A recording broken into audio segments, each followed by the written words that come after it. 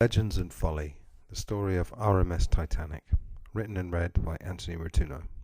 Before I start, I would like to clarify the writing credits. The sources for this are A Night to Remember by Walter Lord, which was made into a 1958 film starring Kenneth More, and the documentary series Titanic: The Complete Story, which consisted of two documentaries called Death of a Dream and The Legend Lives On. I'd also like to thank George Behe, I don't know exactly how to pronounce that, but it's spelled B-E-H-E, for proofreading the original piece that I wrote for a blog, and also his very patient assistance dealing with the number of errors that were in the original piece.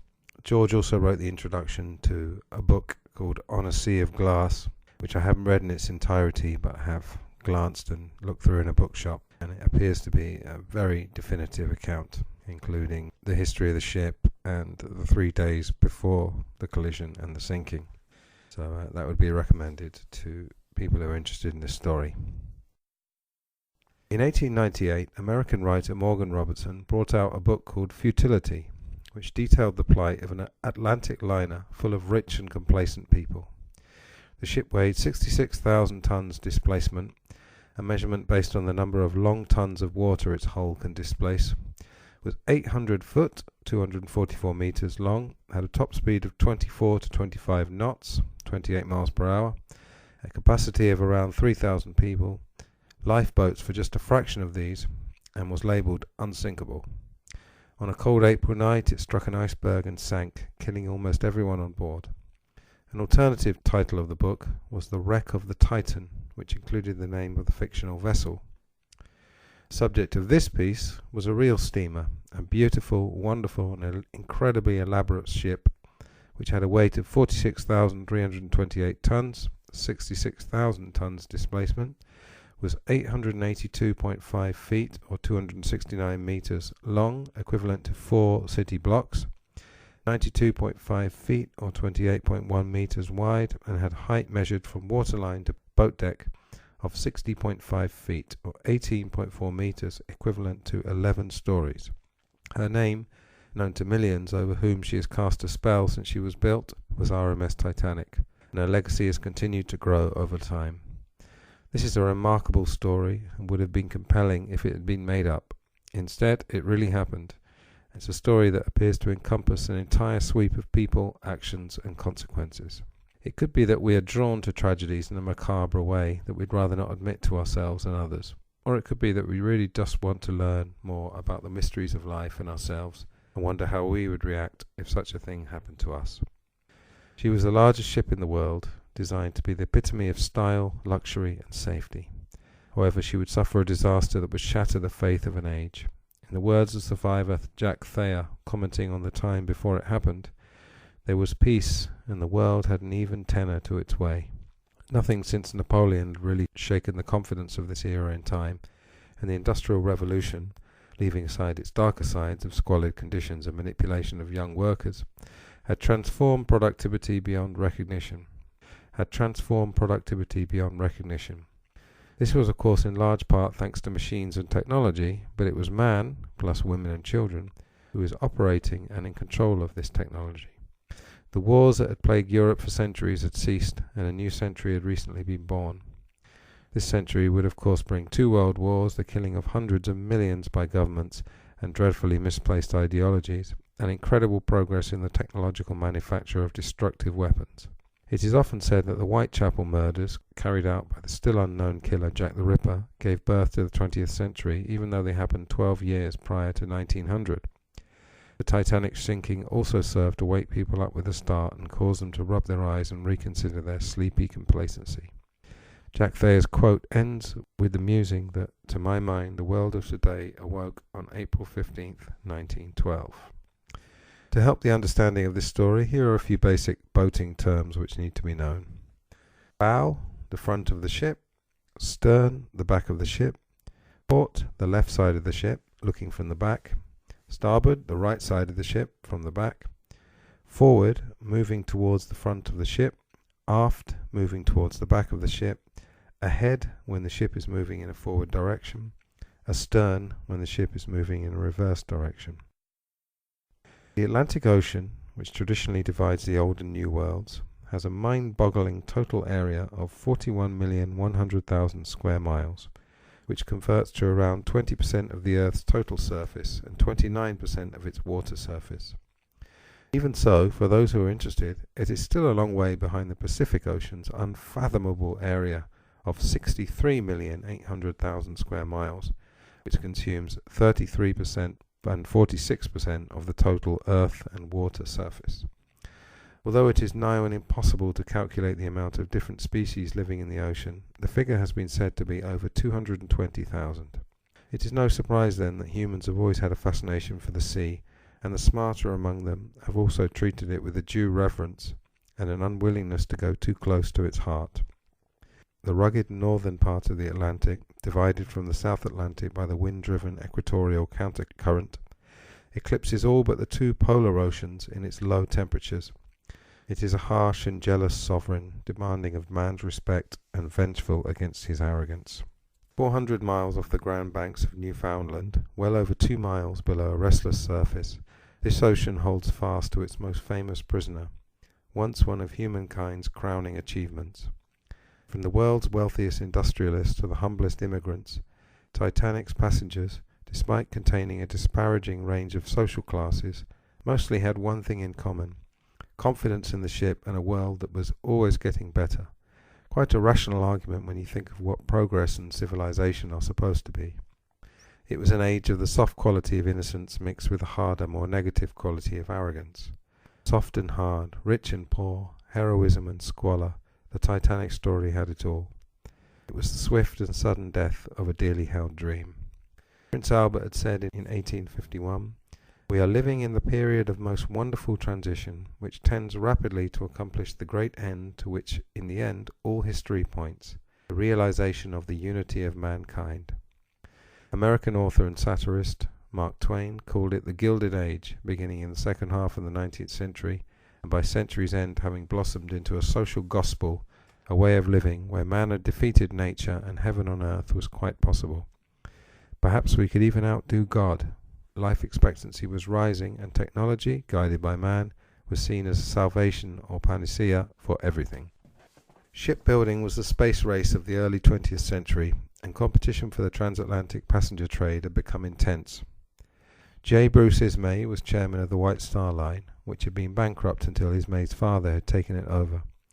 However, a recent rates war had ruined the industry, allowing American tycoon J.P. Morgan to buy up White Star and several other lines and consolidate them into the monster trust known as the IMM, International Mercantile Marine.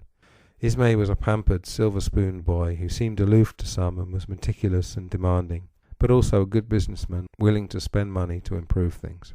The Cunard's recent beauties, the Lusitania and Mauretania, would have to be outdone to satisfy Ismay's investor Morgan. One evening, over after-dinner drinks with the owner of shipping firm Harland and Wolff, Ismay and the owner envisaged the three monster ships that would win back White Star's passenger trade. The Olympic, Titanic and Britannic would stand out for spaciousness rather than the Cunard ship's emphasis on speed. No expense would be spared when it came to luxury and comfort.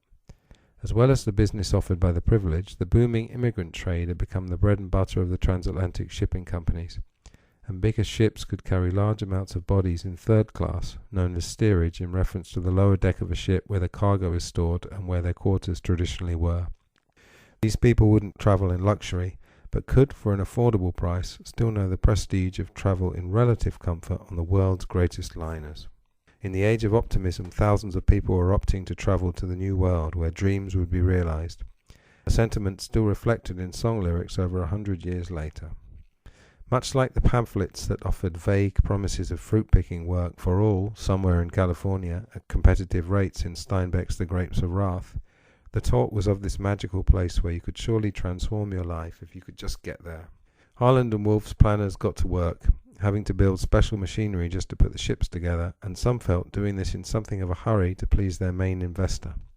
In 1909, work started and the shipyard was alive with the sounds of activity, first with the Olympic and then the Titanic, setting in motion a chain of events that would culminate in the shot heard around the world, a phrase used to describe famous historical shots, including the ones heralding the start of the American Revolution and the one that killed Archduke Franz Ferdinand in 1914. the year that the third of the White Star sisters, the Britannic, was launched.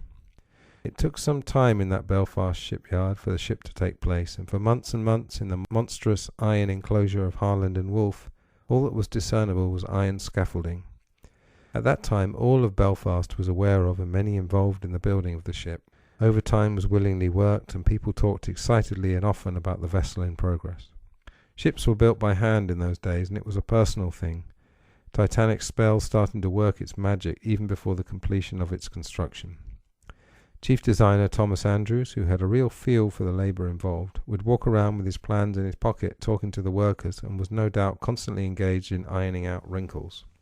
The steel skeleton finally started to take shape, and when the ship was finally unveiled for its launch at the Harland and Wolff shipyard in Belfast on May 31st, 1911, it towered over the surrounding buildings and dwarfed the mountains by the water.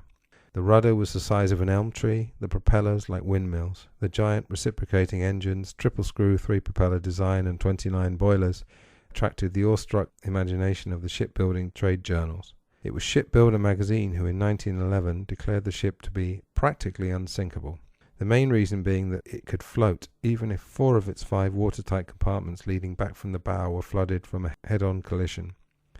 There were also watertight doors separating each compartment that could be closed with a mere flick of a switch. On May 31st, 1911, the day of Titanic's launch, R.M.S. Olympic was delivered to the White Star Line. The two ships were considered sister ships and virtually identical, but Olympic's first voyages allowed Ismay to ask for amendments to be made to Titanic to increase her tonnage and make her the largest ship afloat. Other touches added were warm running water in certain cabins and cigar holders in the bathrooms. In general, the deck space on the Olympic was considered excessive, and more first-class rooms could be built on some of that space. The furnishings and other luxuries made Titanic an improvement over its sister, perhaps the most significant being the 2 private parlour suites, each containing a 50-foot private promenade with living rooms, bedrooms and fully equipped bathrooms, and costing as much as $4,350, which equates to an incredible $114,000 in 2019 for a one-way trip in the high season. J.P. Morgan himself was meant to occupy one of these suites on the maiden voyage, but cancelled at the last minute, fueling multiple theories which will be referred to later. As well as the 16 regulation lifeboats, Titanic exceeded expectations by also including 4 collapsible boats. The total lifeboat capacity was a seemingly large number of 1,178, but that number was in fact less than a third of the maximum capacity for passengers and crew. At this point it must be noted that the required lifeboat capacity was adhering to 1894 regulations for ships of around 10,000 tons compared to Titanic's 46,000. It was all measured then by cubic feet, and a liner of anything like Titanic's size had never been envisaged in 1894. Harland and Wolff's original design had called for 48 boats, but when Ismay opted for the regulation number, preferring to use up space with passenger-friendly luxuries, the managing director didn't press the point. Of course, to its passengers, crew and creators, the ship itself was the lifeboat, the small boats being more a kind of public relations symbol. The Titanic had 2 sets of 4-cylinder engines, each driving a wing propeller and a turbine driving the central propeller, this combination giving the ship 20,000 registered horsepower. At full speed she could make 24 to 25 knots. She had a double bottom divided into 16 watertight compartments and formed by 15 watertight bulkheads. Bulkheads are upright partitions separating compartments, curiously not extending very far up the ship. The first 2 and last 5 went only as far as D deck, the highest deck naturally being A deck, while the middle 8 only went to E deck. It hardly mattered though, since nobody could imagine any 2 compartments flooding, and she'd already been deemed to be unsinkable. After completing her rather less than thorough sea trials the previous day, Titanic eased out of Belfast Harbour on April 2nd, 1912, bound for Southampton. This was a big event, with people waving off the ship, but laced with a tinge of sadness after 4 years of work for that part of the process to be over. At Southampton, which had had a port for thousands of years and whose entire existence was bound up with the sea, she would undergo final tests and then pick up the majority of her passengers and crew in preparation for her maiden voyage. The Waterloo to Southampton trains were rammed in the hours and days leading up to the voyage, and the opulence of the liner and famous passengers only added to the prestige and sense of occasion. The great ship blew its whistle, sirens went off, and people rushed to make their appointment. It should be noted that there were a few dissenting voices who were uncertain about this huge and unknown ship on its maiden voyage, and survivor Ruth Becker remembers her mother being nervous. Survivor Ava Hart's mother had a premonition, feeling that calling a ship unsinkable was flying in the face of God. Following the disaster, and when all the information about both victims and survivors was made public, the sheer diversity of people was one of the things that quickly caught the imagination of even those who had nothing of any kind invested in the ship.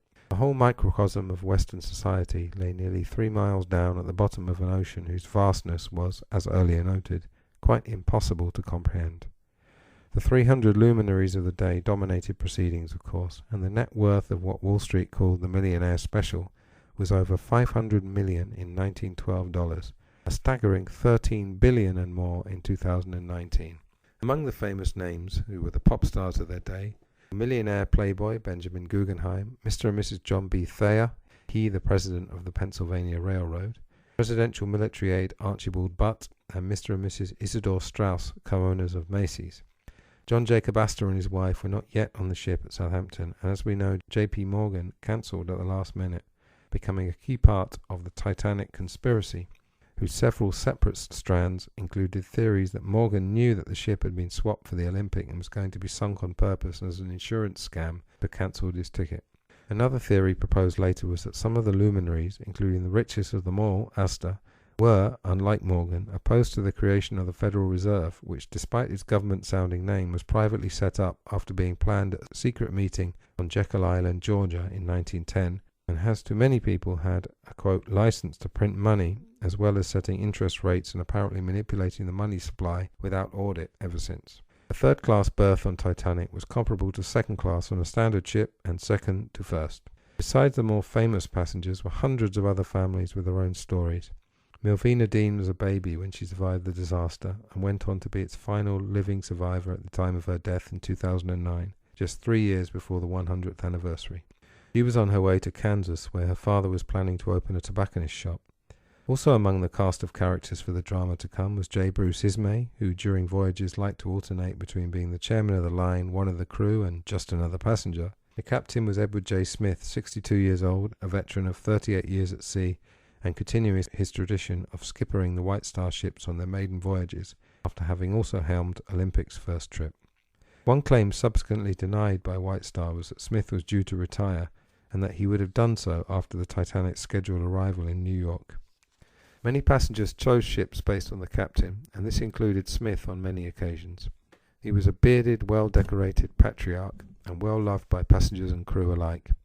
However, a couple of quotes he'd given a few years earlier seem in retrospect to be omens of his less than decisive actions following the collision with the iceberg. In 1907, when he'd helmed the Adriatic, he'd remarked that, "I cannot imagine any condition that would cause a ship to founder, including this one. Modern shipbuilding has gone beyond that." Towards the end of his career, he was quoted as saying that his nearly 40 years at sea had been uneventful, never having been near any kind of wreck or disastrous predicament, and that he was not good material for a story. Also aboard was Thomas Andrews, managing director of Harland & Wolff and the Titanic's builder, a man proud of his creation and dedicated to ironing out any kinks. He knew every detail of the Titanic, understood ships like some understand horses, and was an expert at predicting how a ship would react to certain circumstances. Just as he had in the shipyard, he would be found during the voyage roaming the ship, taking volumes of notes. His room was piled high with plans and blueprints, and when he often dined with the ship's surgeon, the good doctor would urge him to occasionally take a break. The vast mechanical marvel also contained a crew, many hired last minute, who were ill-equipped for its immense size. They mostly didn't know each other, and even experienced old hands like Second Officer Charles Lightoller felt overwhelmed.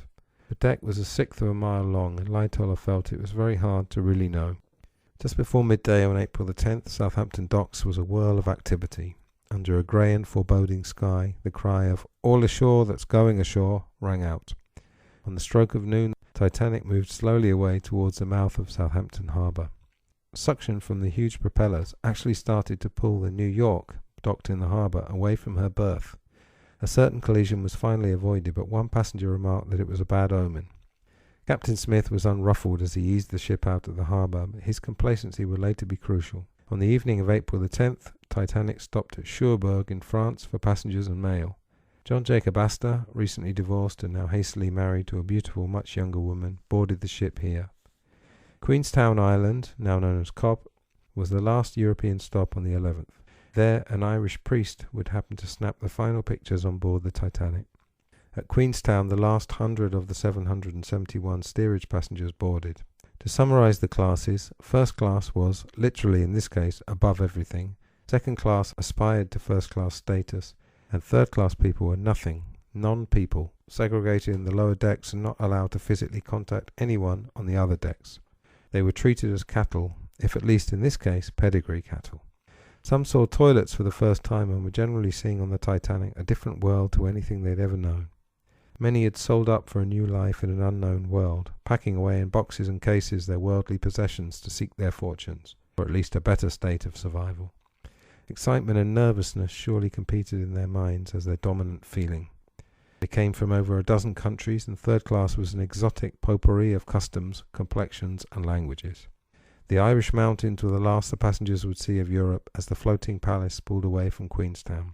For the rest of the voyage, the ship would contain 891 crew and 1,316 passengers. The officers were, in order of rank, Captain Smith, Chief Officer Wilde, First Officer Murdoch, who wrote to his sister that he had a queer feeling about the ship, Second Officer Lightoller, Third Officer Pittman, Fourth Officer Boxall, Fifth Officer Lowe, Sixth Officer Moody. As the uneventful days of Friday the 12th and Saturday the 13th of April passed, a routine developed. The stokers and firemen down below sang as they worked, while Colonel Archibald Gracie and others in first class took advantage of the summer palace, including swimming in 6-foot-deep saltwater swimming pools heated to a comfortable temperature, plus the lavish Turkish baths, cooling rooms and saunas, unheard of for a ship. Each deck was vast and had a different flavour, and a journey from the marvellous staircases in first class, built to a standard arguably never equalled in their elegance and attention to detail, would take in all manner of impressive scenery and beautiful people. One survivor remembered thinking it was all too good to last, and Eva Hart said that her mother slept in the day and sat up every night as her premonition stayed in her mind. On the 12th, warnings were received of ice fields which seemed to First Officer Boxall well to the north of Titanic's course. The winter of 1912 had been unusually warm, and many icebergs had broken off from the Greenland course and were drifting south with the Labrador Current towards the North Atlantic shipping lanes. Chief Wireless Operator John Phillips and his assistant Harold Bride received at least 8 telegrams in the wireless room between April 12th and April 14th, warning of hazardous ice.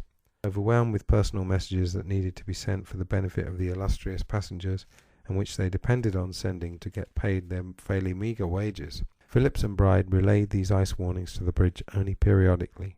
The legend of Titanic trying to set a transatlantic speed record is inaccurate and impossible when comparing its speed with that of the Lusitania and Mauretania, but it was apparently trying to overhaul Olympic speed of the previous year, an example of beat thy neighbour, a familiar flaw in human instincts. One first-class passenger distinctly heard Ismay talk to Smith about the beating of Olympic. Rumours notoriously travel quickly on ships, and this particular one was not discouraged by Ismay. They even planned to arrive a day early for good publicity. Ismay showed off, a telegram of ice warnings as a piece of inside information, and complacency was once again in evidence. The drama was poised to unfold. Sunday, April 14th. There were apparently ice warnings arriving from 9 a.m, and they continued throughout the day. Later, some of the passengers braved the bitter cold to wander out onto the deck to marvel at the spectacular sunset before enjoying a particularly sumptuous Sunday dinner. Church services were held in all 3 classes, and in second class the Reverend Carter, with the irony that always seems to be attached to major historical events, led the congregation in the hymn "For Those in Peril on the Sea." The ice warnings collectively indicated an ice field of 80 miles directly in the ship's path, but nobody put the messages together. The last morning, in fact, marked out with latitude and longitude a rectangular field of ice which the Titanic was already in, the bridge never getting that message either. By 7:30 p.m. the temperature was down to 39 degrees Fahrenheit, not far above freezing point. The officers were aware that the ship was likely to encounter ice before the night was over, and at 9 p.m. Smith and Lightoller were on the bridge discussing it. Gazing out into the black night, Smith told Lightoller to let him know if he had doubts about their ability to evade possible hazards. They did everything that was expected of them by 1912 standards, and in fact may have reasoned that before wireless existed, ships hadn't been regularly ramming into icebergs, so they could surely navigate around them. At 10 p.m, Boxall relieved Lightoller, who bid him a good shift. The ship was making 22 knots, the sky was cloudless, and the sea like glass. When you stood on Titanic's decks, especially with a calm sea that existed on April 14th, you could simply never believe that, save for some throwback to a previous age with a sudden attack on the ship, the freezing temperature of the water would bear any relevance to this Sunday night for the passengers.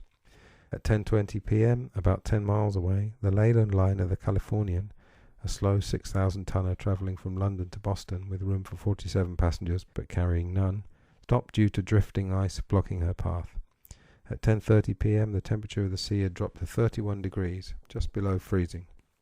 At 11 p.m, the Californian's sole wireless operator, Cyril Evans, tried to contact distressed Phillips on the Titanic about ice fields and was told to "shut up, I'm busy." Evans was accompanied at that time by Third Officer Groves, an eager and curious young seaman, who was, as was his custom, spending time in the wireless shack catching up with the latest news and fooling around with the wireless set. Wireless was still at this time an erratic novelty. Range was short and signals hard to catch, and Phillips O'Brien had been hard at it relaying the trivial and frivolous private traffic of rich passengers who couldn't resist utilising the new miracle and sending messages back home to friends. On this occasion, such frivolities inadvertently spelt the doom of 1,500 people, mostly those in an entirely different social class and world, not to mention the demise of the Age of Innocence. The operators, working 14 hours a day on $30 a month, were stressed and tired as the in-basket piled up with paper, and just when they were getting on top of it, the Californian, so close that she blew their ears off, with messages about ice warnings, bothered Phillips and received this terse response. Evans hung up his headset at 11:35 and turned in for the night. He would be awoken 6 hours later with the most incredible news that anyone in the North Atlantic that night could imagine. By 11:40 p.m, Titanic's passengers were mostly cuddled up in their cosy and not quite so cosy cabins, while a few card players and society gentlemen lingered in the first-class smoking room. In the crow's nest, the shivering lookouts Frederick Fleet and Reginald Lee peered into the night. It was calm, clear, very cold and moonless, with a cloudless sky and the stars shining. The Atlantic Ocean at that moment looked like polished plate glass. The lookouts had been warned by Lightoller to keep a sharp lookout for ice, particularly small ice and growlers, but after an officer reshuffle at Southampton, nobody seemed to know where their binoculars were stowed. In the event, they may not have done any good on a night that was pitch black save for the stars in the sky and the ship's lights. As the largest and most glamorous ship in the world travelled through the water at 22 knots, 25.3 miles per hour, on Sunday, April 14th, 1912, a shape got larger and closer, spotted by 25-year-old Fleet, who then telephoned the bridge with the immortal words, "Iceberg, right ahead." Because the water was so flat, they didn't see the iceberg until it was too late, since waves need to break at the base of a berg for it to be seen from a distance. As the ice drew nearer, the ship turned, ordered by First Officer Murdoch hard to starboard, which actually meant an instruction to move the tiller, the steering lever, to starboard in an attempt to turn the ship to port, a procedure that took a full 37 seconds. It was incredibly cumbersome trying to turn such a huge liner in a hurry, but as the bow sluggishly swung to port, the lookouts thought for a moment that they might just avoid a collision. Alas not. Ice glided along the starboard side as the iceberg towered 100 feet above the water, meaning that there would be around 800 feet of it below the surface. A monster from nature. Stewards gossiping in the first-class dining room heard a faint, grinding, rumbling, vibrating jar coming from deep below the ship, rattling the silver already set for breakfast. Had the ship dropped a propeller blade? To some it seemed like a heavy wave had struck the ship. A bump was heard on the opposite side of the ship from the collision by Everhart's mother, she of the premonition. As ever, she was fully dressed and ready to leave her cabin if required. Some passengers who knew what had happened heard a dull thump, felt the ship quiver, heard a scraping noise along the ship's side, and saw a wall of ice glide by and chunks of ice get thrown onto the deck. Some on deck saw the berg in the night, but the excitement came and went quickly, and it was too cold to stay out any longer on deck. Some ice landed on the starboard well deck, which was the steerage area's recreation space, and third-class passengers threw some at each other or played football with it. One passenger took a chunk to use in his highball, while many terrified steerage families carried all their worldly possessions onto the third-class promenade area. Murdoch had already ordered the ship stopped, but the engine room telegraph handle wasn't turned to stop until after the collision, and the emergency watertight doors were then closed. Murdoch ordered hard to port to try and fishtail the ship past the berg, but it was too late. The ice had already scraped against the ship's steel hull, buckling plates, popping rivets, and apparently creating a large gash below the waterline. Captain Smith rushed onto the deck and was told by Murdoch what had happened. Down below in Boiler Room 6, the gash caused by the berg seemed to cause the starboard side to give way, and a fat jet of seawater rushed into Boiler Room 5, second engineer Hesketh and leading stoker Barrett escaping just before the room's watertight door closed. An avalanche of coal had also poured out of a bunker with the impact of the collision.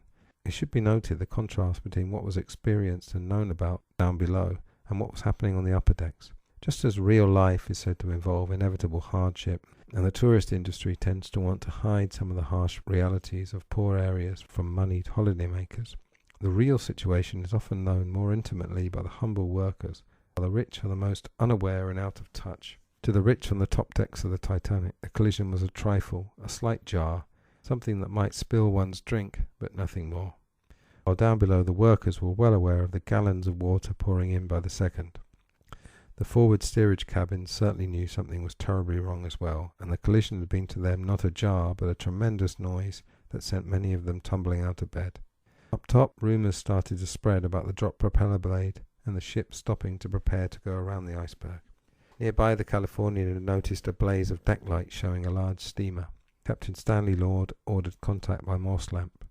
At 11:40, Third Officer Groves saw the big steamer stop and most of the lights go out. Not unusual, as this was often done to encourage passengers to turn in for the night. It didn't occur to Groves that the lights hadn't gone out, but that the ship had in fact veered sharply to starboard after her initial turn to port, and was now stopped and facing northward almost directly towards the Californian. Passengers on the Titanic were seized with a restless curiosity, particularly since the journey had been boringly uneventful, a picnic for the workers. At 11:50 p.m. in the first 6 of the 16 watertight compartments, water was rushing in so fast that the air rushed out under tremendous pressure. Green sea water swirled around the steps of the spiral staircase leading to the passageway connecting the firemen's quarters and the stokeholds, where the boilers were located and fired. In the third compartment aft, closest to the bow and containing the cheapest accommodation on the ship, a passenger saw water seeping in under the door and up to his shoes. The post office, taking up 2 deck levels, had workers dragging 200 sacks of mail to the sorting room with water sloshing around their knees. The water rose up to the deck above in a matter of minutes, and soon after that the lights went out in Boiler Room 5. On the bridge, Captain Smith, considered a natural leader and adored by all for his combination of firmness and urbanity, must have been wondering how this night would end. Fourth Officer Boxall was sent to do a quick check below, but didn't go down far enough and reported no problems. The carpenter was then sent to sound the ship and emerged gasping, "She's making water fast." The mail hold was filling rapidly and had already been abandoned. Ismay, demanding to be given information, was told of the iceberg and the serious damage to the ship. Thomas Andrews ran into Captain Smith while they were on separate inspection trips, and they then took a tour of the ship together, seeing the water coming in at various points, including the squash courts and the rapidly flooding mailroom. The working alleyway on E-deck was a broad corridor and the quickest route from one end of the ship to the other. It was quickly filled with pushing and shoving passengers, some of them stokers forced out of Boiler Room 6, with the majority steerage passengers working their way aft, laden with boxes, bags and trunks. Engineers were struggling to make repairs and get the pumps going. Far above on A-deck, first-class passenger Lawrence Beasley found his feet not falling right on the steps, straying forward as if the steps were tilted down towards the bow. The ship was, as others noticed, listing, 5 degrees to starboard to be precise. Andrews' quick calculations, which he relayed to Captain Smith soon after midnight, reported water in the forepeak, the furthest forward lower compartment next to the bow, all 3 holds, the spaces for carrying cargo, mail room and boiler rooms 5 and 6 reaching 14 foot above the level of the keel in the first 10 minutes, the keel being the structure around which the ship's hull is built. It was thought for years that a 300-foot gash had opened up the first 5 compartments to flooding, but modern ultrasound surveys have found that the damage actually consisted of 6 small openings in an area of the hull covering only 12 to 13 square feet and about 10 feet above the bottom of the ship. In any case, Andrews explained to Smith, Titanic couldn't possibly float with her first 5 of 16 watertight compartments flooded. The bulkhead between the 5th and 6th compartments went only as high as E-deck, so the flooding of the 5 compartments would sink the bow so low that water from the 5th would overflow into the 6th, then the 7th, and so on, rather like an ice cube tray. It was a mathematical certainty, flying in the face of Shipbuilder magazine's 1911 confidence in her unsinkability. A little while after, Captain Smith was standing on the deck of a liner twice as big and twice as safe as the Adriatic, and he'd just been told that it couldn't float. At this point, though, it was curiosity rather than panic that brought first and second class passengers out onto the frigid deck, where they chatted and waited for an official explanation. 12:05 a.m, Smith ordered Chief Officer Wilde to uncover the lifeboats, First Officer Murdoch to muster the passengers, and Fourth Officer Boxall to wake Second Officer Lightoller and Third Officer Pittman. Smith next went to the wireless shack containing John Phillips and Harold Bride. Phillips had become so tired that Bride had offered to relieve him at midnight, 2 hours before his shift was due to start. He'd just started to take over when suddenly in came the captain with the grave news. The captain instructed them to send the call for assistance, and at 12:15 Phillips was back and tapping out the letters CQD, at that time the International Call of Distress, over and over again into the cold blue Atlantic night. At that precise time on the Californian, Third Officer Groves listened in on the headphones. He was getting good at reading simple messages, but not knowing the equipment well, had failed to wind up the magnetic detector and heard nothing. All over the Titanic, word started to spread, fairly quietly, without bells, sirens, or a general alarm, and mostly amounting to a word of an inconvenience that could delay the arrival in New York by a day or so. The ladies were ordered on deck with life belts on. At this point, readers should try to imagine these people in their warm, comfy cabins being ordered onto the freezing deck for seemingly no reason. This enormous ship, aside from a slight list, appeared undamaged, and now they were about to be told that they were required to be lowered into small rowboats as a precaution. Passenger Lawrence Beasley was standing on deck before it was crowded, and later said that the Titanic lay peacefully on the surface of the sea, motionless and quiet. To stand on the deck, many feet above the water, lapping idly against her sides, gave a wonderful feeling of security. To feel her so steady and still was like standing on a large rock in the middle of the ocean. At 12:15 a.m. it was hard to know whether to joke or to be serious. Should locked doors be smashed open to get to the upper decks for fear of reprisals in New York? At this point it was early in the slow, inevitable creep towards death by freezing water, and nobody knew for sure that any talk of this sort would be a total irrelevance. Some did move quickly, others were more complacent, just like the age. Some took possessions of monetary and or sentimental value, including the famous wind-up musical Toy Pig of fashion journalist Edith Russell. Others didn't. One passenger took a revolver and a compass. Some dressed well, including Denver millionairess Molly Brown, who looked stylish in a black velvet two-piece suit with black and white silk lapels. In steerage, the single men and single women had been quartered at opposite ends of the ship. Inevitably, there had been some couplings and flirtations during the journey, and some of the men travelled to where the women were. Into the bitter night, the whole crowd milled, each class keeping to their own decks. First class was in the centre of the ship, symbolically at the centre of things, second a little aft, and third at the very stern or in the well deck near the bow. Quietly they stood around waiting for the next orders, reasonably confident yet vaguely worried, eyeing themselves in lifeboats with uneasy amusement and making half-hearted jokes about life jackets being the latest thing this season. Everyone's wearing them, which was almost true on the Titanic by this point. Colonel Archibald Gracie suggested that he cancel his appointment with the squash professional for the next morning. Without an alarm or PA, public announcement, system on the ship, there were no words that could be clung to make the situation clear, and at 12:30 a.m., 50 minutes after the collision, and still 1 hour 50 minutes before the sinking, everything was in a state of limbo. Some passengers went to the gymnasium and were encouraged to try out the equipment while waiting for further instructions. John Jacob Astor sat casually on a mechanical horse, cutting open a life jacket to show his wife what was inside it. Meanwhile, the crew moved swiftly to their stations, the boat deck teeming with seamen, stewards and firemen ordered up from below. Passengers were mustered to go onto the boat deck with a sense of urgency ranging from polite knocks on doors in first class to pounding on doors and a shouted order to get out in third class. Back in first class, a Frenchman called Michel Navratil, travelling under the alias of Michael Hoffman, woke his 2 young sons, who he was kidnapping from their mother in a bitter and emotional custody battle. Second Officer Lightoller was a late arrival to the drama, having woken up from his slumber when the ship hit the iceberg, but returned to his cabin, being off duty. He could hear the roar of the funnels blowing off steam and the rising sound of voices, and at 12:10 a.m. was summoned by Boxall. Lightoller was cool, diligent and cautious, the perfect second officer. There were 16 numbered wooden lifeboats, 8 on each side of the ship, plus 4 canvas Engelhart collapsible lifeboats, lettered A to D. In total, the boats could hold 1,778 people out of 2,207 people on board.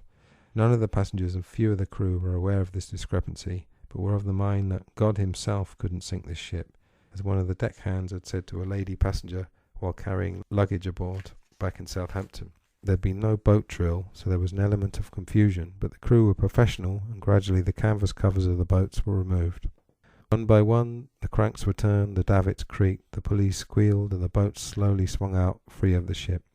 The going was slow. Lightoller was in charge of the port side and attempted to get the women and children loaded in. The response was anything but enthusiastic. Why trade the bright decks of the Titanic for a few dark hours in a rowboat? Astor ridiculed the idea, saying they were much safer on the ship. Once passengers were in the underfilled boats, they had to be lowered 60 feet to the water by crewmen who hadn't had the benefit of a practice run, and it was a nervy and tense procedure which resulted in near accidents and drama. On the starboard side, things moved quicker, but Ismay rushed to and fro, urging the crew to move faster.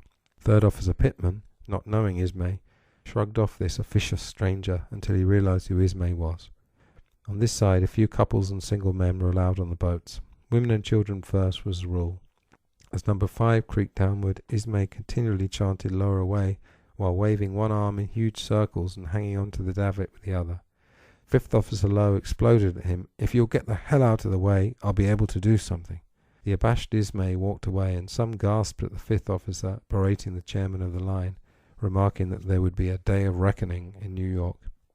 The process of loading the lifeboats would take 1 hour 25 minutes in total, from 12:40 a.m. to 2:05 a.m., 15 minutes before the ship's final plunge. The first was Lifeboat 7 on the starboard side, launched with 28 on board out of a capacity of 65, a pattern that would continue. There was a soundtrack to all this activity as the ship's band, off duty when the collision occurred, played initially in the first-class lounge and later on the boat deck. The band was the best on the Atlantic, the White Star having raided the Mauretania for the band leader. The pianist and cellist had been easily wooed from, ironically, the Carpathia, the ship that some but not them would be seeing again in a few desperate hours. There were 8 musicians in total, and the beat was fast, the music loud and cheerful. From a modern vantage point, the music seems to have given the real events happening at this point even more of the feel of a movie.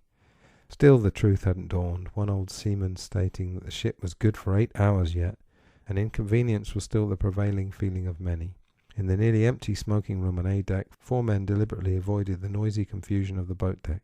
At the very stern, Quartermaster Rowe paced around, having heard nothing for an hour before suddenly seeing a boat being lowered away. He was ordered to the bridge with a box of 12 rockets. Some watched the water rise and seemed to sense what was happening. Thomas Andrews ordered the stewardess to put on her lifebelt, "if you value your life." The charming and dynamic Andrews understood people well and was everywhere, handling people differently depending who they were.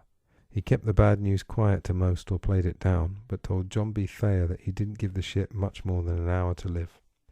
It must have been horrific and highly surreal for Andrews to be walking around inside the ship, knowing that all the fixtures and fittings, the magnificently ornate decorations and everything else would, in 1 to 2 hours, be lying at the bottom of the Atlantic Ocean. That was a certainty. Now all that lay in the balance was the fate of the 2,200 people on board. Down below, the door to a flooding coal bunker burst open from the tremendous pressure of the inrushing water. In the wireless room, around the time that the first lifeboat was launched, Phillips was working away, sending the new SOS signal as Bride rushed to and from the bridge with news. Sending this signal had been Bride's bright idea, as it had recently been agreed by an international convention for its ease of understanding. Phillips laughed at Bride's joke that it may be your only chance to use it. At 12:45 a.m. the first SOS in history was sent. Curiously, Captain Smith had also laughed at Bride's joke, and the captain's behaviour was curious to say the least. Lightoller later testified that Smith had not been barking out orders with urgency and was in fact hesitant throughout. The officers on more than one occasion had to suggest to him the next move, and it appears that some complacency was in evidence, or perhaps just a lack of experience of this situation despite his many years at sea. Following the initial CQD, the Frankfurt had responded quickly at 12:18 a.m, but without giving a position. Shortly after, it was learned that she was 150 miles away. The night crackled with signals as the news was passed along and spread in ever-widening circles, including by Cape Race, the lighthouse which had a Marconi wireless station set up inside it. Harold Cottam of R.M.S. Carpathia had been on the bridge when the first CQD had been sent, and at 12:25 he was about to turn in and was undressing when he decided to have a last listen and received the message from Phillips, "Come at once, we've struck a berg. It's a CQD, old man." There was a moment of appalled silence before Cottam, still half-dressed, quickly rushed to the bridge to inform First Officer Dean, and then woke Captain Arthur Rostron. They were 58 miles away. The Carpathia, 13,000 tons and just over half the length of the Titanic, had left New York on April 11th, bound for Gibraltar, Genoa, Naples, Trieste, and Fiume. Her 150 first-class passengers were mostly Americans following the sun in this pre-Florida era, while the 575 steerage passengers were mostly Slavs and Italians returning to the sunny Mediterranean. Captain Rostron had been at sea for 27 years, but was in only his second year as skipper and his third month on the Carpathia. When he was awoken with news of the CQD, he acted fast, ordering the ship turned and urging Cottam to confirm his absolute certainty of the message. Rostron worked out his ship's new course, but at 14 knots it would take 4 hours to reach Titanic. Rostron told the chief engineer to call out the off-duty watch, cut off the heat and hot water, and pour every ounce of steam into the boilers. Dean was told to knock off all routine work and organize the ship for rescue operations, opening all gangway doors and swinging out the boats to receive passengers. First aid stations were set up in each dining saloon and all restoratives and stimulants were collected. Passengers would be divided into classes, and soup, coffee, brandy and whiskey were prepared for survivors as well as 3,000 blankets. Rooms were converted into dormitories. Rostron also urged everyone to keep quiet so as to not have the sleeping passengers underfoot. Stewards were stationed on every corridor to tell any curious passengers that there was no trouble and that they should return to their cabins. The ship sprang to life and the coal was poured on in the engine rooms. The old ship got up to an unprecedented speed, driving ahead. At 1:15 a.m. the stewards were mustered to the main dining saloon and informed about what was happening by their captain, whose words seemed to be so typical of that era which would soon sink without trace. "Every man to his post, and let him do his full duty like a true Englishman. If the situation calls for it, let us add another glorious page to British history." The Olympic, the Titanic's sister ship, had a strong signal and a close bond with the Titanic, but was 500 miles away. However, there was another ship whose lights winked just 10 or so miles off the Titanic's port bow, and Fourth Officer Boxall saw clearly through the binoculars that it was a steamer. As he tried to get in touch with the Morse lamp, he felt he saw an answer but could make nothing of it, and decided it must be her mast light flickering. Captain Smith ordered Quartermaster Rowe to fire the distress rockets every 5 to 6 minutes, and at 12:45 a.m., 5 minutes after the first lifeboat was plunged into the Atlantic, the first rocket shot up from the starboard side. A blinding flash seared the night far above the mast and rigging, then burst and a shower of bright white stars floated slowly down towards the sea. Some of the children must have marvelled at this fireworks display which, along with the up-tempo ragtime music, gave the impression of a macabre party. Apprentice James Gibson on the bridge of the Californian saw that the mysterious steamer hadn't moved for an hour. He could make out her sidelights and a glare of lights on her aft deck, and at one point felt she was trying to signal with her Morse lamp. He tried to answer with his own lamp, but soon gave up. At 12:45 a.m., Second Officer Herbert Stone saw a sudden flash of white light and thought it strange that she would fire rockets at night. On the Titanic, even those passengers who were land lovers understood what rockets meant, and the atmosphere took another turn. Some wives refused to go, some went willingly, and there were many farewells. Arthur Ryerson told his wife that he must obey orders and that "I'll be all right," perhaps the only way to get some of the women in. Lucian Smith assured his wife that everybody will be saved. Captain Smith shouted "women and children first" into his megaphone. Mrs. Isidore Strauss famously proclaimed that "I've always stayed with my husband, so why should I leave him now?" The Strausses had been together for 41 years and had written to each other whenever they were apart. They had been through the ashes of the Confederacy, started a small China business in Philadelphia, and then built Macy's into a national institution. Now they were in the happy twilight of successful life, and it all culminated with the famous maiden voyage of the enormous, glamorous liner. "Where you go, I go," said Mrs. Strauss. Mr. Strauss was offered a boat with his wife, but refused to go before the other men. They sat down together on deck chairs. Most of the women did go, either wives or single women accompanied by single men, who in the tradition of the time had volunteered to look out for these unprotected ladies at the start of an Atlantic voyage. By 1 a.m., even the carefree were feeling uncertain. Passengers who went back for their valuables found their cabins under water. Time was running out, and Andrews helped to urge the women to get in the boats. The rockets were fired and heard at regular intervals, and there was both urgency but still relative calm. Most people's growing unease internalized. Chief Officer Wilde, Second Officer Lightoller, and First Officer Murdoch fetched firearms in case they needed them. The boats were being swung out, filled and dropped into the sea quicker now, but also more sloppily, the sense of urgency slowly growing, but still with some caution on the part of the officers, lest urgency spill over the fine line into panic. At this point the water was climbing up the stairs of the emergency staircase that ran from the boat deck all the way down to E deck. Some passengers lost their nerve trying to climb into the boats, some shrieking hysterically and some losing their footing and falling into the boats.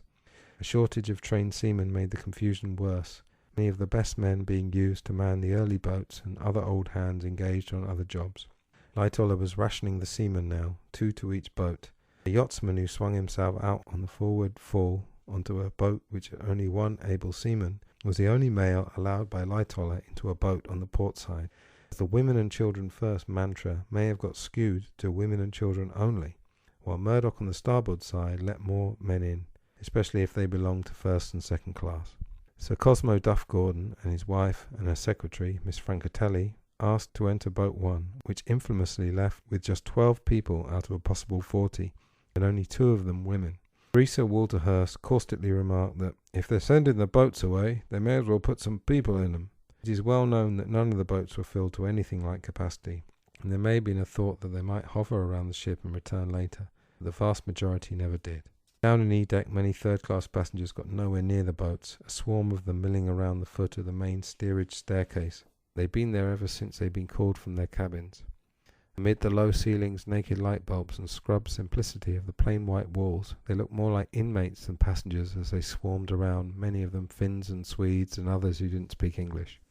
When at 12:30 orders were received to put the women and children in the boats, they had to be escorted in small groups on the long journey through the maze of passengers, normally sealed off from third class. Up the broad stairs to the third-class lounge, across the open well deck, past the second-class library and into first-class quarters, where they were stopped in their tracks and looked in disbelief at the magnificent surroundings. While they were helped to some extent, it is also thought that the majority were neglected to death.